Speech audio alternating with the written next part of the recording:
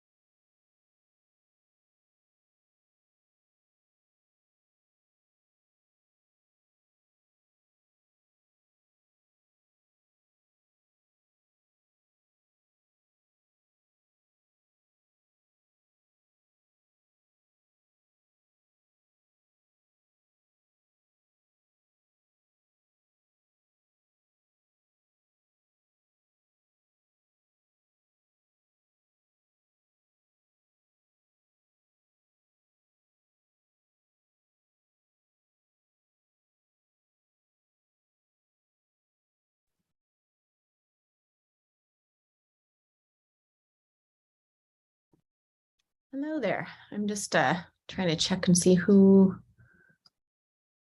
all we're waiting for here. Sean, Skip. So Skip and Sean, I think.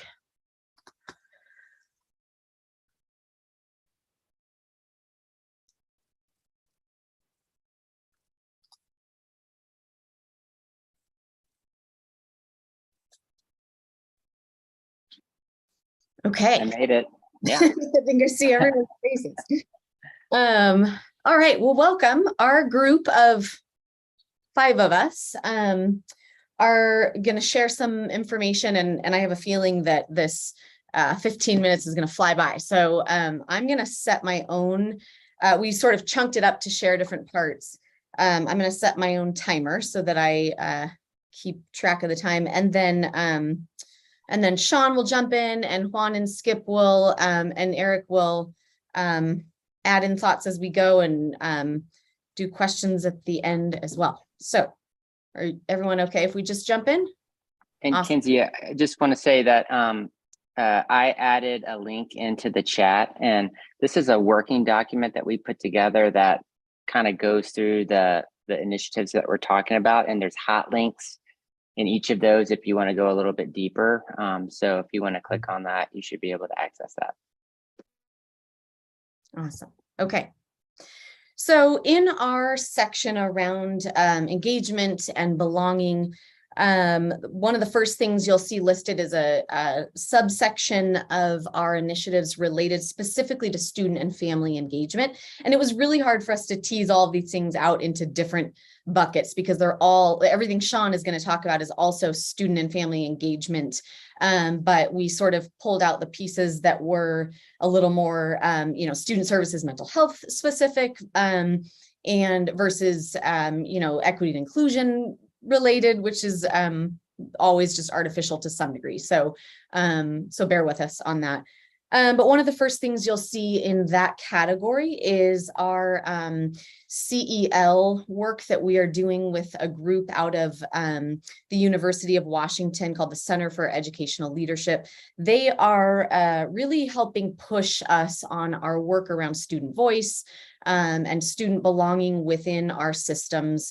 Some really great, we got a launch with them just last week, and they had some really great work for us to begin. And that is for all of our school leaders, principals and assistant principals, really digging into what does it look like to be leading an equitable school from that principal seat. So lots more to come on that. We've just barely started that relationship, but we put a link in there so you can kind of get a sense of their framework that they work out of.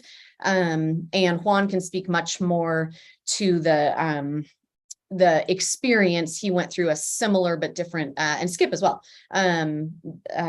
experience with them last year. The next item you'll see on there is our family engagement team. And I was hoping by today to have a link for you to pictures of those team members and a list of who they are, but we're still churning through a little bit of the hiring process. But the key members of that team are our family liaisons. We have a growing and diverse team. We have Latino family liaisons, a group of folks there, with one of our Latino family liaisons being our lead liaison and coach for the team. We have an Asian American Pacific Islander family liaison, a newcomer immigrant family liaison, a Black African American family liaison, and we are beginning a relationship with a student youth partnerships family or liaison as well, who is a student who just graduated from our schools recently and is going to help us really dig into student voice within all aspects of our system, but a few key ones in particular. So very soon, I hope to be able to give you actual, like I said, pictures and names of that team, because I think it's going to be a pretty dynamic group of people. And then another piece that's listed on that sheet is our community partnerships. And this, my graphic design, so forgive me in advance for it.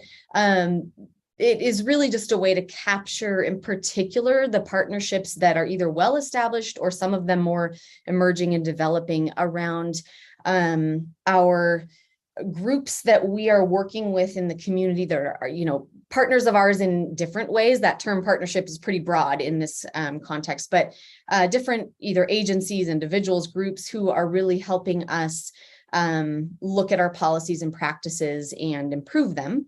And those partnerships, if you've been through CFE or taking it up, one of the trainings that we are putting our staff through systematically as we go over the years, the circles of identity activity, where you sort of think about the different aspects of your identity in relationship to one another. This image is a way to sort of capture, when we think about our students, do we have partnerships that extend beyond our classroom and school walls that represent the different aspects and identities that our students bring into our schools. We know we don't have all of those experiences represented internally in our staff yet. And even as we do, it's important to us that, even if our staff was perfectly representative of our student body, we still want those community relationships.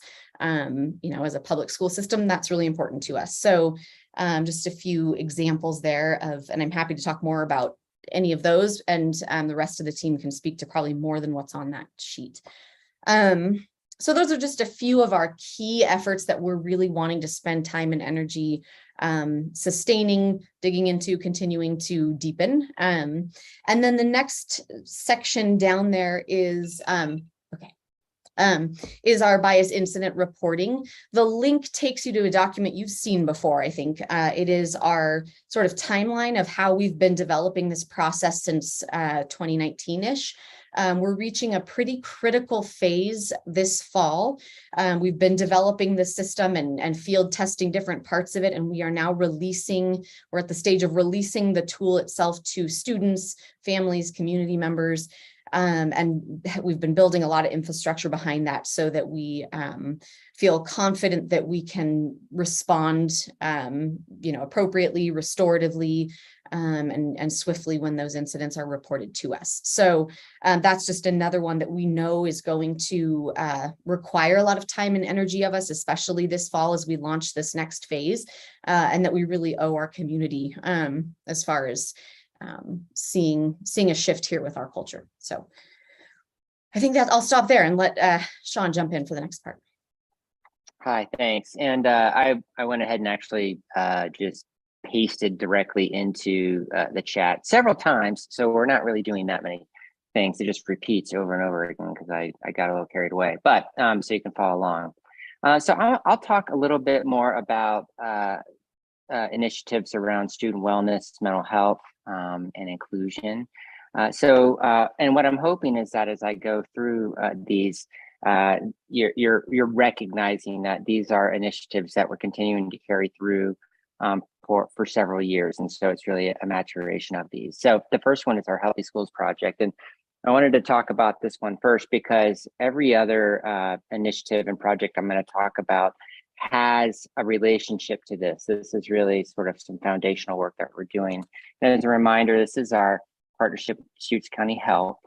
And we are in a 3-year buildup to have school health specialists in all of our high schools and then down into our feeder systems. And it's a 50-50 model where us and Deschutes County each contribute 50% of the funds to do this. And so some of the work that we're doing with Healthy Schools is they're supporting the work around restorative practices. And what I wanted to talk about, discipline policy to practice. So the main body of work that, one of the main body of work that Eric is doing this year is looking at our policies and updating policies and really thinking about how those will reflect our practices. So Eric, do you want to talk really quickly about some of your work around restorative practices this year? Yeah, and thank you for letting me speak. One of the best texts that I've read and one of the data that I've read is that school to prison pipeline that's always existed in schools. And we've, as a nation, have always had disciplinary practices that are punitive focused and not working to prevent issues before they arise and not helping kids, evolve through problematic decisions and things like that. So our work as a district is to try to give our administrators training and professional development to make sure we're building relationships and a sense of community in our schools. And we want our policy to reflect that. And so this past week, we've gotten to speak to all three levels, and we're just continuing to provide guidance to them so that they're not just focusing on strict discipline, but they're letting kids learn from their mistakes, but also kind of holding accountability at the same time. Thanks, Eric. And that link takes you to the training calendar for this year. And then the Upshift is another example of an intervention that we're implementing at all 612 schools this year. And so as a reminder, this is a program where students caught using substances at school will be offered a screening with parent permission, be offered a screening and directed either to psychoeducation around the substance use if they screen mild or moderate, or referred to substance abuse treatment if they screen high. We'll be partnering with local substance use organizations here to provide those services. We're also currently working with the Central Oregon Health Council and Deschutes County to secure funding to help provide staffing for those. So that's just an example of, though actually the way it started, it was called alternative suspension. So it's rather than looking at vaping substance use as a discipline, as something that you sort of suspend kids for, we're looking at it as a health issue that we try to support kids with. And then also looking at, we're continuing year 2 of the Student Success Mental Health Intervention. That's our Tier 3 intervention for students at each of our schools. And our student success coordinators and our student success EAs are ready to go this year with round 2. We learned a lot in the first year. We've had some turnover, but we've been able to replace a lot of our student success coordinators with clinicians, so people who have mental health degrees and backgrounds. So we're making progress on our goals there as well. And then the Forward Project is a suicide prevention intervention grant that we just secured through the Central Oregon Health Council. And within that project, we're going to be doing four main objectives over the next 3 years. The first one is we're going to be implementing Sources of Strength at our middle and high schools. And Sources of Strength is a peer-to-peer prevention program. And it's also tied in with social emotional learning and student agency. So think like the best parts of design justice, right? And so it's an opportunity like that but it's curricula based, it's research, empirical, it's a nationwide program. And we're funding one section per semester at each of the schools so that a teacher can teach it and students can get elective credits for taking the classes and creating those projects for their schools. We're also contracting with Solace, that's the mental health concierge service. And so we recognize that families, staff, and students have a hard time getting into behavioral health services when needed. And what Solace does is it takes them through the process and does all the work of securing a therapist and getting them into their first appointments. And also doing it in the language that the family speaks and broadening the network so that our students, families, and staff can get in behavioral health should they want that. It allows us to hire a .2 suicide prevention coordinator. And what this person's going to do is really help service our Addie's Act plan, which is our Senate Bill 52, and which states that there's certain things that we need to have in place in terms of suicide prevention, intervention, and postvention. And so this is a role that's going to really help take our Addie's Act plan really to the next level with a lot of goals that we have, some things that we want to do to improve what we're doing in our district. And finally, we have some money set aside for training for all of our staff for safe, affirming, and inclusive spaces, particularly focused on LGBTQ plus students and making sure that all spaces are safe and inclusive and affirming for them when they're in our schools. So those are the four main components of the Forward Project. And I will stop talking now and let y'all answer or ask some questions.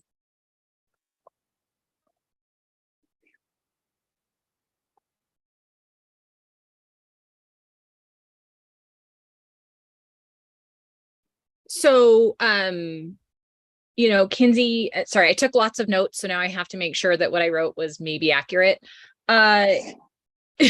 Kinsey, you had mentioned, you know, working on the bias incident reporting and kind of restorative justice. And Sean, you had mentioned that Healthy Schools working around restorative justice was part of that program, which I don't know that I was totally aware of that.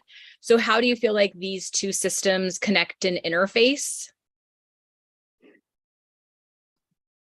Well, Go ahead. they're not two systems. They're one system, I guess. I don't know how else to describe it, but yeah, I mean, sorry, keep going. I would say same thing. Our lots of different systems tap into our philosophy around restorative justice and restorative practices, with bias incident response being one system that that taps into that philosophy. And quite frankly, we're required by Oregon law to be taking a restorative approach to bias incidents. But we also know that, you know, that's the approach that also matches our philosophy as a district around broader, you know, approaches to discipline and learning. So it's just sort of restorative practices being a focus of ours. Lots of different parts of our system intersect with that, with those. There's a lot of different entry points to where restorative practices could be. You know, we could enter into it through bias incident. We could enter into it through discipline. We could enter into it through, you know, a lot of different ways. And so really, you know, what I was really speaking to is our efforts to train all of our administrators, all of our deans, all of our VPs, and build capacity within our system, within our schools, so that we're seeing more of that and that they have more tools in their tool belt when things arise.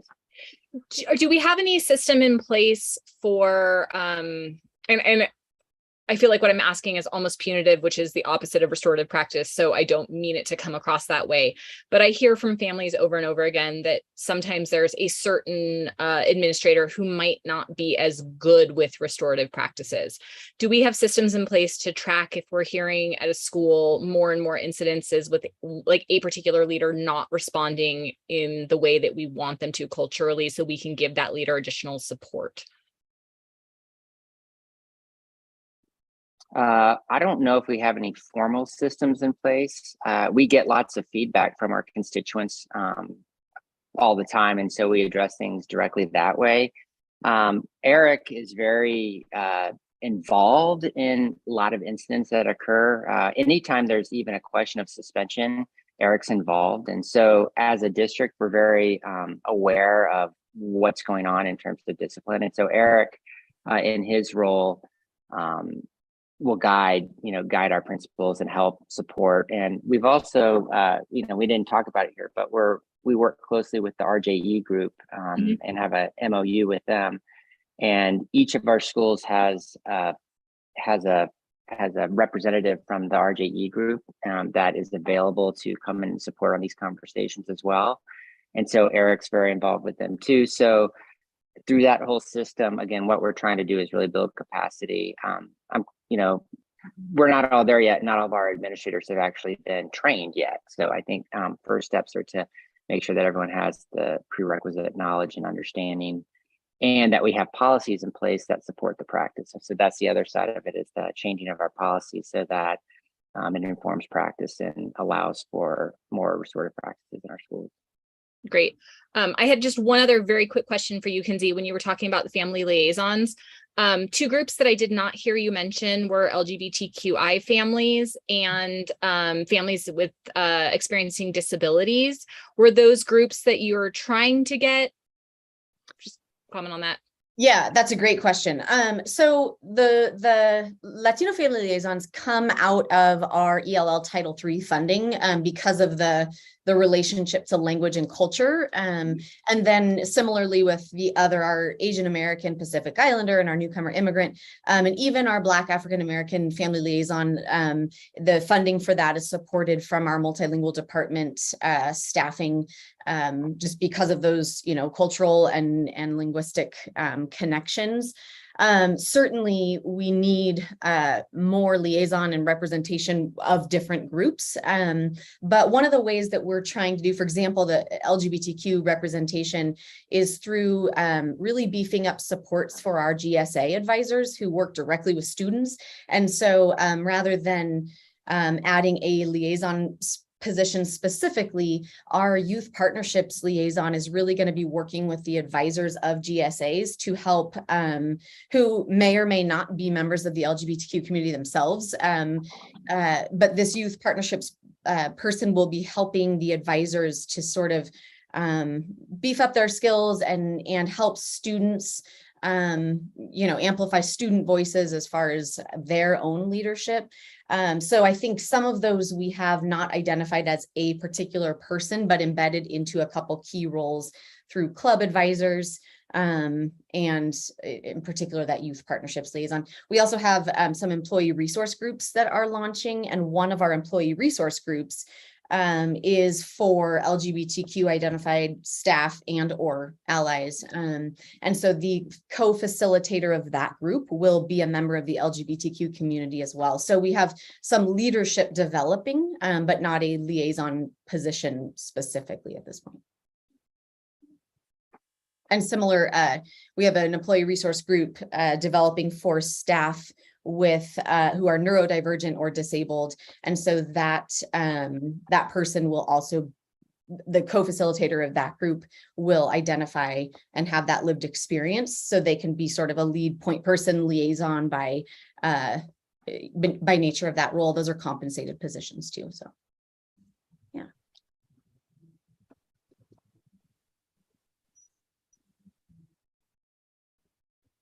Oh, are we supposed to? Looks like we're supposed to. Are we supposed to leave ourselves? I don't think we have to. Janet, do you have before? I mean, it looks like it's time to go. Any questions before we switch? Yeah, no, there's not time. So I think we'll just go back. I think we stay here. Well, I don't know. You guys debrief, I believe, for a while. I think we all go back to the main session. I think it says we all go back to the, because I thought Janet and I had 5 minutes to kind of talk about this. All right. Okay. We'll leave. So you and I stay, Amy? I think we all go back to the main room, but I thought when they went over it that we had a chance as a board member to sit for 5 minutes. Let's just go back and ask. Okay. Bye. See you soon. Okay, you guys going back? I think we stay. I think they were supposed to go back.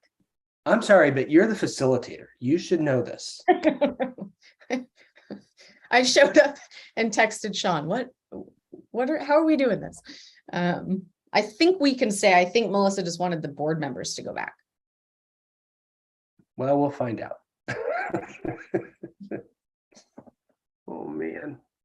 So Melissa's just saying, if you guys want to, could you head back to the other main room real quick? You bet. We were wondering that. Thanks. Duplicate it, but again, you have to change the name, so you have to take off the copy.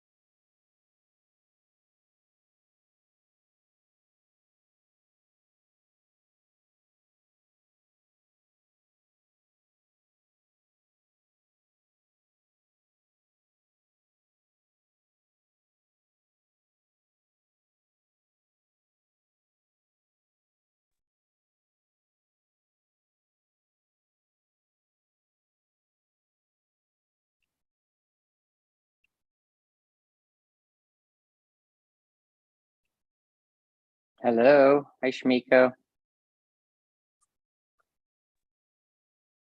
So Shamiko, I'm going to, where's the chat? Okay, I'm going to pop a link into the chat for y'all. And this is a document that we created that has all the things we're going to talk about with links as well. So if you want to, you can later go back and get a lot more in-depth information about the things that we're talking about. The other thing I'm going to do is I'm just going to cut and paste the actual things into it so you could just see them. And that might help you follow along as we're going. So Kinsey, you want to start and then I'll. Sure. So our section is, the overall theme of this whole section is engagement and belonging. We did our best to split up the topics into a couple different chunks, but they're all very interrelated. So hopefully you kind of see that as we go, but hopefully it's not too confusing to think about each of these as distinct initiatives or priorities. So the first ones that we're going to talk about are under the umbrella of student and family engagement. With the first one there that says that the CEL training, that is the Center for Educational Leadership out of the University of Washington, group that we are partnering with to do some work, particularly with our principals and building leaders around what it means to be a leader for equitable schools, equitable instruction, and practices in the school setting. So we just launched that partnership, and they are really helping us focus on student voice and embedding student voice across our systems and structures. So just a budding relationship. The link in the link that Sean put in the chat, there's a link to more information on the CEL frameworks. You can get a sense of their philosophy, very much in alignment with the work we've been doing around reflection as leaders for equity and student voice, but they're really pushing us to take the next step in a lot of ways. So an exciting partnership there. The next item down, the family engagement team. There's no hot link on that one. I was really hoping by tonight to be able to share with you a list of our family engagement team with pictures and more information on who these people are, because they're just an amazing group of folks. But there's a couple people churning through our human resources hiring process, and until each of those are complete, I didn't want to publish anything final about the team, but I can share with you, this team is primarily our family liaisons. So we have a diverse and growing team of family liaisons. We've had for a number of years, I think 6 years, maybe, a handful of Latino family liaisons, who really help us support from a culturally and linguistically specific approach our Latino community. We've added over the course of the last couple of years an Asian American Pacific Islander family liaison, a newcomer immigrant family liaison. We have our first Black African American family liaison starting this fall. And then we are also beginning our relationship with a youth partnerships liaison, who is a student who graduated from one of our high schools this last year, and just an amazing human, and really excited to work with us, be a part of our DEI efforts and our student voice efforts more broadly. So more on that team very soon. I hope to be able to share with you that sheet of names and faces more specifically really soon. But in the meantime, just know that we have this team that's really helping us think about culturally responsive practices and family engagement from a culturally specific lens. I think that's all I'll say about them for now. Our community partnerships, there's a link in the document to a slide that just kind of has a good sampling of our partnerships that some of them are emerging, some are much more developed, that we are working on sustaining and deepening. But these are partnerships that are really focused in particular around our equity and inclusion initiatives.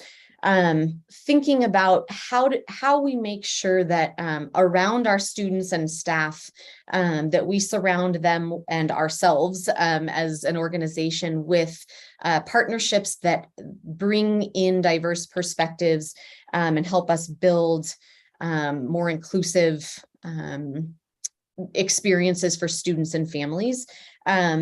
Recognizing that even if we had the most diverse and well-represented staff that represents our student population perfectly, we still would want community partnerships.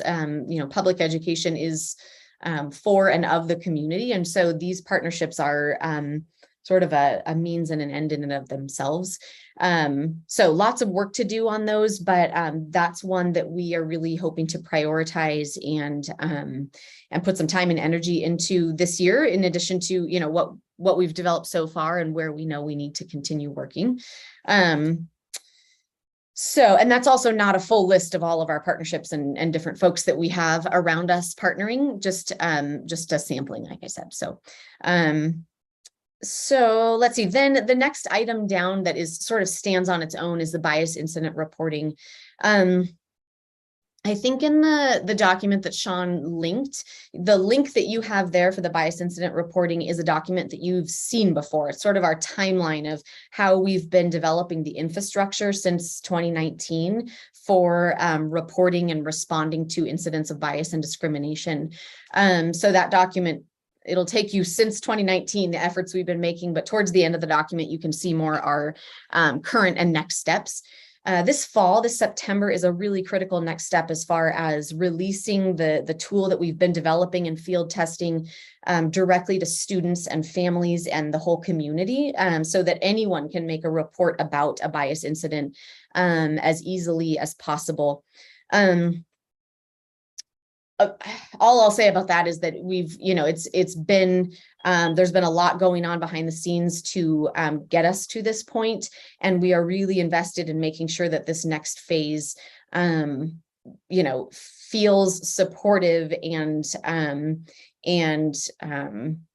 successful from the point of view of the person making the report and the victim of any given incident. So we have a bias response team that's forming that will have a really close eye on these incidents, trends, and patterns, and developing educational resources and response to these incidents, and helping inform, what are we seeing in the reports being made? What resources do we need to respond? And what, how do we need to shape or adjust policy as a result of what we're seeing?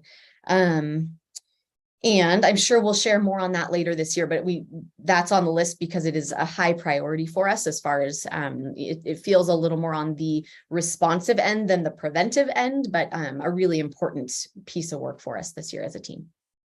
I think that's all. I'll stop there and let Sean jump in. Thanks, Kinsey.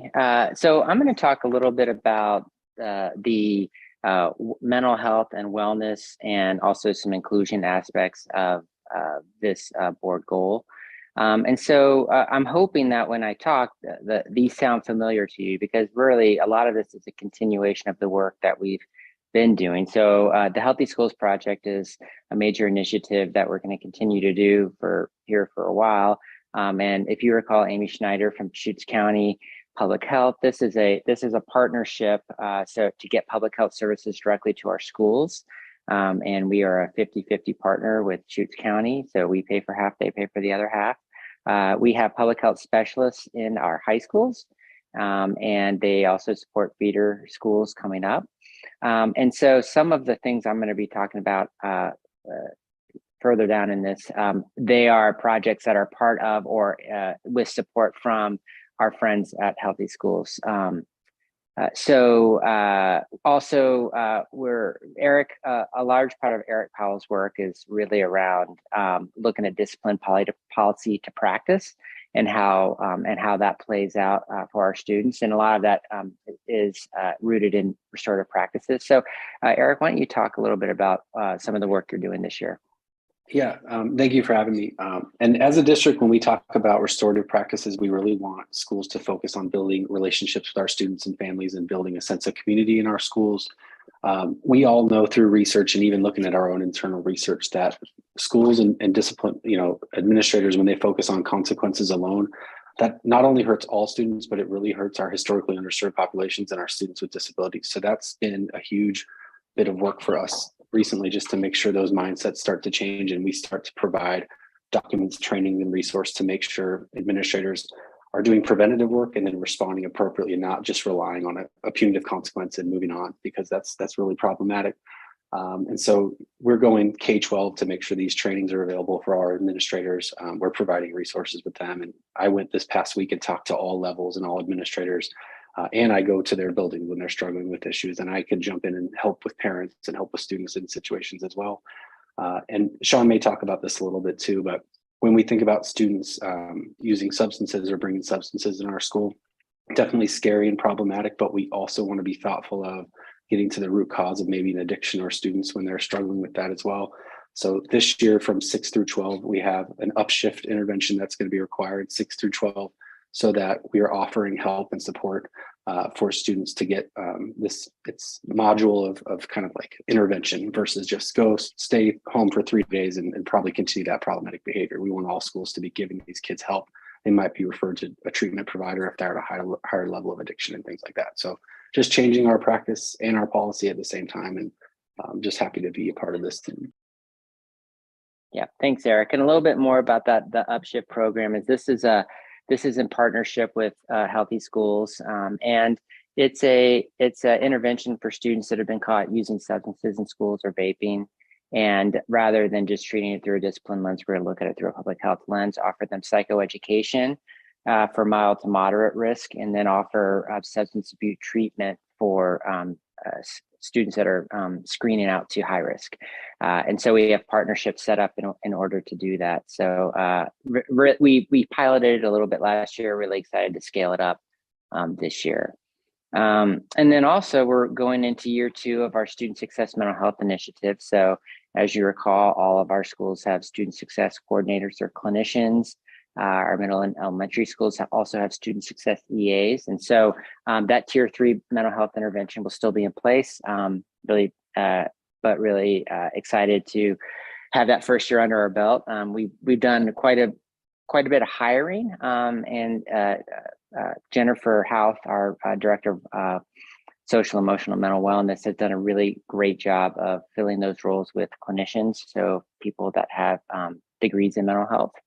And so that more of that expertise and just knowledge base will be in our schools. And then the Forward Project is a grant that we just received that is in service of our Addie's Act plan, which is Senate Bill 52. And Addie's Act plan requires us to have a suicide prevention, intervention, and postvention plan at the district level. And so everything we do in the Forward Project is in service of the Addie's Act plan. So the 4 main things that we're going to do over the next 3 years, it's a 3-year grant, is we're going to implement Sources of Strength at our 612 schools. And Sources of Strength is a peer-to-peer prevention program that we're going to teach as a class. So the money is being offered to pay teachers to teach a section of it. So we're funding 14 sections over 2 years at middle and high school. And think design justice on some level, where it's about student agency, student voice, students finding their it's the social emotional aspects of students finding their voice and agency through classes like that. So it's project based, and they go out and they teach their peers, and a lot of it's focused on suicide prevention among peers. Care Solace is another program that we're implementing, and it's a concierge service for helping students, families, and staff enroll in mental health services. So one of the barriers to mental health right now in our community is locating and getting in that first appointment, right? And getting a call back and all that. But this concierge service, after we do the warm handoff, does all that work for the families all the way through till they get to their first appointment. They also speak 50 different languages and also have a reach statewide, because we have telehealth now, to find therapists who speak a variety of different languages. So if they're not available in Central Oregon, they might be available in other communities in Oregon to serve multilingual families and students.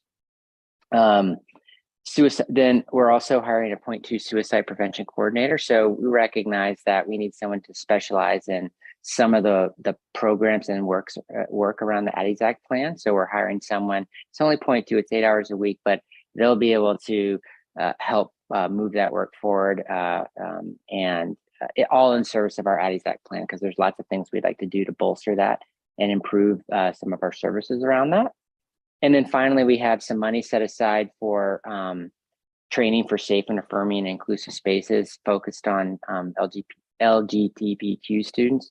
One of the things we recognize is that students who identify that way have a much higher risk for suicide. And so we want to make sure that our schools are places where they feel welcome and safe and included. So we want to train all our staff in, and we don't know what exactly the training is going to be yet. We need to source out exactly what we want to do. We have a couple different ideas, but that will be part of the process. Okay, so that's just that is a handful of some things that we're doing and we wanted to highlight, but at this point, we'd like to hear from you and answer any questions you have. That's a lot of work that's happening. So thank you to this whole team that's doing all this work. It sounds like there's a lot of moving parts behind the scenes that have gotten us to this point, and we'll continue to move these pieces forward. So that's really exciting. I'm trying to look at like the strategic priorities and matching them with kind of our end of the work of, you know, how do we measure this and how do we know we're actually succeeding in those areas. How do you, and I don't even know if this is even possible, but how do you know that certain elements are working and leading to those decreases in suspension and bias reporting and an increase in attendance? And how do you match them up, or are you just not even gonna attempt it because it seems kind of hard? I'll take that one. Go ahead. You want me to do it? I'll just say the attendance piece you mentioned. I feel like our family engagement team, at a minimum, this is a floor measurement, not a ceiling measurement, but at a minimum, we would hope to see attendance rates really, really strong for our culturally specific groups of students. If they're feeling a sense of belonging and inclusion in our schools, they're more likely to be here consistently. And so that's one way to gauge the effectiveness of our family engagement efforts. Some of it is like attendance at our workshops and we've had things like know your rights for parents. So just seeing attendance continuing to increase, particularly, measuring that for specific cultural groups. And then our bias incident reporting, honestly, I feel like that needs to go up for a while before it starts to go. We're just starting to peel the layers back on what we know has been happening. And so I think it sounds weird, but to see the success in high numbers being usage and access and familiarity before we start to see them go down as a measure of prevention and appropriate response. So I think that's kind of a weird one that I think we'll need a little bit of space for some backwards measurements in there, or to measure awareness first. So will there be, and that was the question I wanted to ask at the last session I was asked on all of these. I know in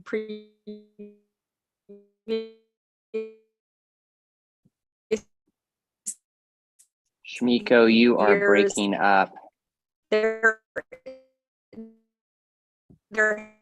area, and I think that's something that we had talked about and how hard, especially in the times like this, to put a benchmark on something, and kind of thoughts on that piece. Shmiko, I'm so sorry, but we couldn't hear any of that. It was, it sounded, I'm sure it was, Can you hear me now? I can hear you now. But it's like, How is now- that possible? I Like, don't know. I don't even know what I said. Okay, Shirley, you ask a question and maybe I can recover. But I'd like to actually finish answering your first question just Okay. about our metrics. So for the Healthy Schools Project and the Forward Project, those are both, we have, if you go in depth, you can see how we're measuring all that. Much of it is tied to our youth truth data and to our Healthy Schools data, which we'll be doing Healthy Schools this fall. And they're both tied to the positive youth metric is one of our main ways that we're going to measure whether or not those things are working. So, but we have probably with the Healthy Schools Project, we probably have 20 different data points that we're measuring off of Healthy Schools and Youth Truth. And then Forward Project is really tied to the positive youth metric. And then with restorative practices and Upshift, we have discipline data around suspensions and expulsions. And so we also, within our discipline system, we have a new disposition called Upshift. So we will now record whether Upshift was offered and if Upshift was accepted. So when these occur, we can see how many kids are engaged in Upshift, how many didn't want to engage, and then we can look to see if we start seeing a decrease in those behaviors around vaping and substance use in our schools, and how many engage in the psychoeducation. So, yeah, just want to let you know that. Shamika, we heard that the last part about a benchmark. What we didn't hear is exactly what you were trying to measure or concerned about measuring. Now I can't remember. Oh. I think it was more just like, can we attach benchmarks to it? I know there's a danger to that, and not all of the measures can have a benchmark to them. But will we? I know this was a question I wanted to ask in the academic instruction piece. Those are. Can you hear me now? Am I just talking? Okay. I'm sorry. But that's an area that I would love to see benchmarks in. But are there pieces? I don't know how each team is talking to each other and kind of looking how we match the priorities to the measures. So I just want to hear your thoughts on that. So when you say benchmark, I mean, so the things that I described around Healthy Schools, the Forward Project, I don't know if I would call those benchmarks, but they're certainly standardized measuring devices where we can, extrapolate whether or not the things that we're doing are having the desired effect. And it drills down into specific demographic groups. So when you think benchmarking, what do you mean by that? Like what would be an example, I guess? I'm thinking of kind of marking where we aspire to be, or marking where we are and then measuring our progress to that point. It's really just capturing our movement and kind of setting those goals. That's what I mean by benchmarking. Sorry. Yeah. So we've benchmarked the Healthy Schools Forward Project. Those are all benchmarked to where we want those metrics, where they are now, we want those metrics to go. So yeah, we've done that. We haven't necessarily set a goal around the restorative practice and the Upshift, but what I can tell you is that the data around suspensions and expulsions in district in the last 5 years has been dramatic, and a dramatic drop. But that would be something, for the board to look at the, last 5 years and let's create some benchmarks around what we're looking for, what we want. So yeah, I think the danger for the board holding that piece is that we just aren't knowledgeable. What is a realistic goal, and knowing that there's a lot of moving parts and pieces, and some pieces you're putting more resources and effort into, this year. And, these are long-term phases, approach to these issues. So I don't want to just slap a benchmark on something and, and then you find out oh, that's just not, that was not an appropriate way to go about it. Yeah, but right now our benchmark's continuing to fall. So as long as I think right now it's to continue to drop. But I hear what you're saying. Sorry, go ahead, Skip.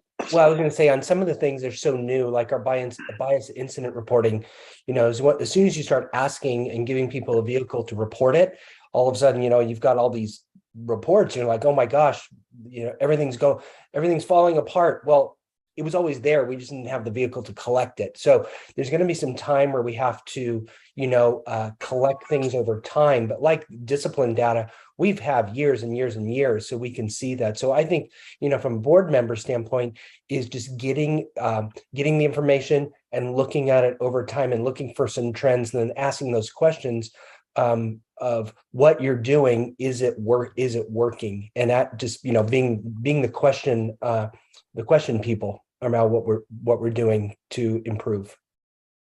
I think, first of all, thank you it's our state legislators sometimes do that to us, put random numbers and as far as benchmarks. And so it's nice to have that recognition that there's a lot of pieces that go into these. For a bias incidence, for example, we had a few semesters ago, we had 20 in one semester, and then we had 80 in one semester, and then we had like 160 in one semester. And now we're about to release it to a whole new group of stakeholders. And so, there's some we can sort of look back to use that information to set I don't know if predictions or goals or just looking at trends. So there is some prior years info like Hey Skip. guys, time to go back to the main room. Sorry. We're setting. Okay.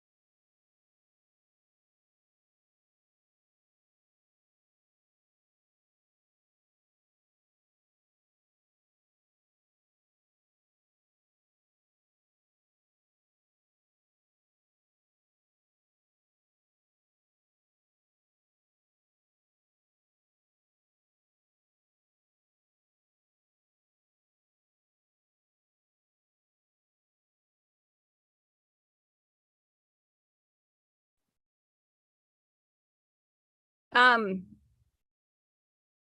clearly back in this room and I think I misunderstood what we were supposed to do. Like, is she saying I'm supposed to know? That can't be right. What did you hear? What did you understand the purpose of this time? I'm lost. I don't know.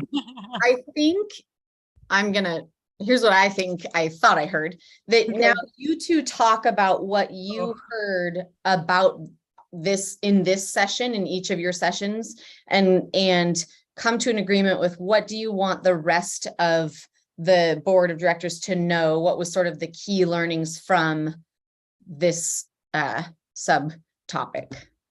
Yannette, have you been here before? Yes. Yeah, with good. Amy. Yeah, Amy and I were in this. Okay, I- great. I put the instructions in the chat for what it's worth. Yeah, I read them. That doesn't help, but thank you. Okay.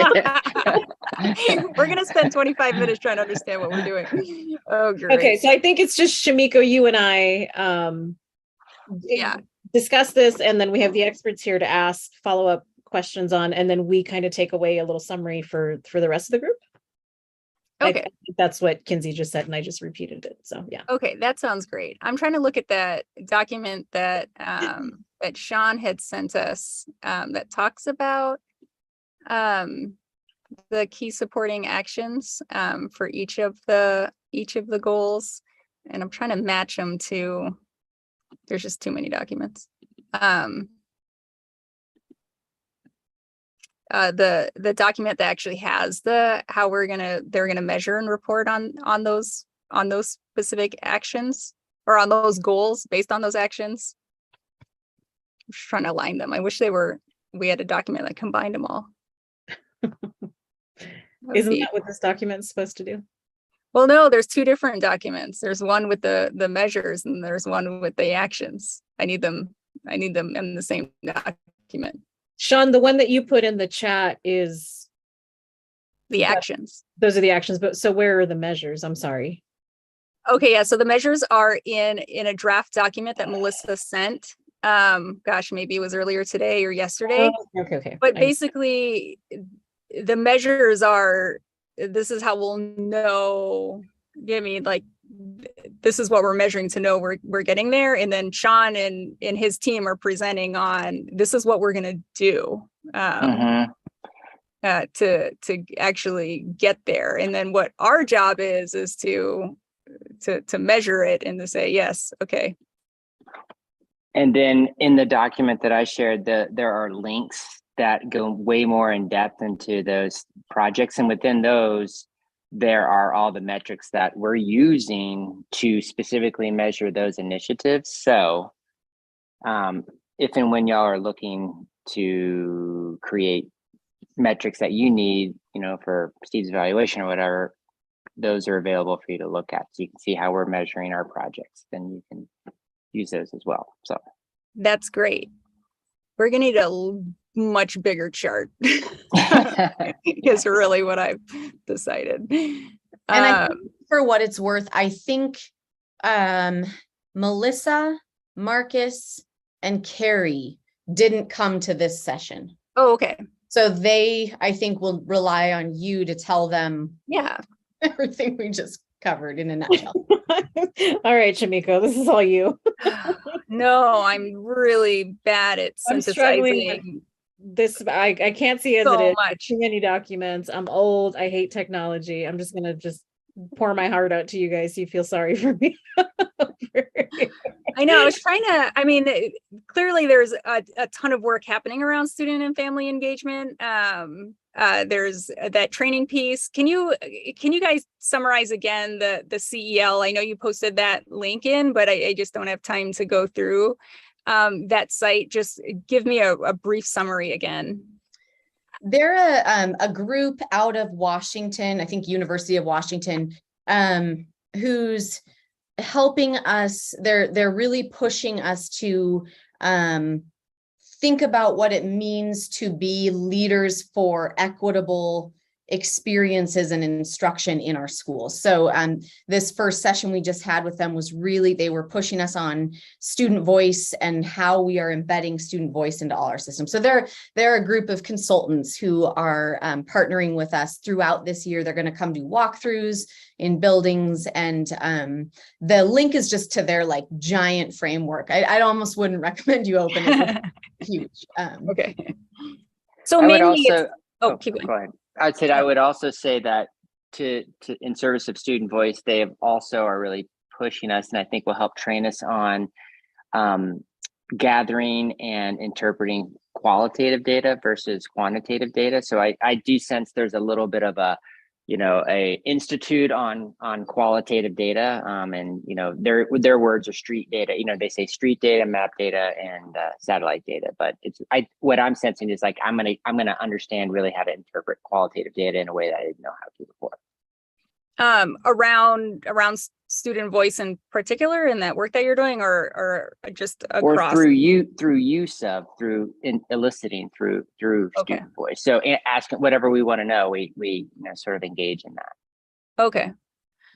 Okay. So you have the CEL consultants. Is that the way you would call them, or you would call them CEL training? Are they training, or are they consultants to help you guide Both. this work? Yeah. Both. Okay. Yeah, they're consultants, but they're also like former educators, former principals, superintendents that work with us. I mean, our homework assignment is pretty interesting, where we are to go, everybody, us along with assistant principals, other directors, to go out and interview students, so and get their voice. So I'm looking forward to doing that once school gets started. Yeah, no, that's great. That's great.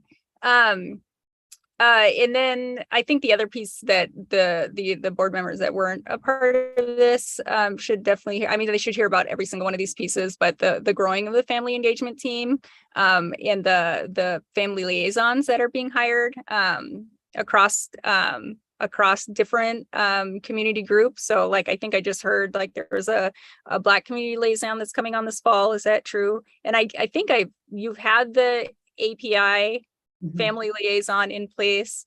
But those pieces are, I'm part of the API community. It's not very big. And so we know who she is, and she's already reached out to a lot of us. And it's really incredible to see just the effects of that one person saying, hey, I'm a connecting person for the district. If you have any questions, you can come to me, and kind of the positive effects of, all of the, the parents who, coming out of the woodworks going, yes, I want to talk to you, and get involved in various ways. So I just think every person we add to that team is making a difference within those communities. Can I just jump in real quick, Shamiko, and ask? I didn't get a chance to ask when we did this in the breakout. How are we empowering those advocates, those liaisons? What sort of is their role? What are we doing with the information they're bringing back? Who's listening to it? Who's reporting on it? Like, what is the process? Once we have liaisons in place for all these groups, what power are we giving them? Yeah, they have, well, so far, three of the groups of liaisons have different family leadership groups that they are really developing. We have a Latino family advisory that's been a family leadership group with the district for 5 years, almost 6 years. And they are, our family liaisons really lead that work and co-facilitate those processes. Those families are now, with the support of our family engagement team, leading workshops for other families. Our Asian American Pacific Islander liaison has helped us launch a Chinese language and culture club for students and families. So they're really doing a lot of outward facing work as far as building trust and leadership. And then they also have they have direct time in schools where they are interfacing directly with principals, with counselors, with language specialists, teachers. They spend time in the front office, and a lot of sort of coaching almost on, your back to school night, like, hey, let's talk about a few pieces of that structure that may not be so welcoming to this community, and let's design a different approach for this cultural group. Working directly with the school staff, planning those events, that kind of thing. So it depends. That's kind of fresh in my head because there's a lot of that stuff that's going to happen this time of year, as far as back to school events and beginning of year communication. A lot of, hey, let's look at our sports sign-up system and see how inequitable that is for families, and bringing that to our attention, and then doing some work with, and some of it's like, we want to design a workshop for families, or we want to talk at a staff meeting with staff about this issue, or we just want someone to go fix that. We have no interest in being the ones having to see that change through. So it's really diverse. And I would say even within the Latino community liaisons versus our other groups, the work is really specific to what they want to be working on and designing and thinking is important for. So it varies even within the group, if that makes any sense. I'm not sure that. We need to head back. I put the link there so you don't have to go to your email. It's in the chat. Thank you, Skip. Can you just follow me around everywhere?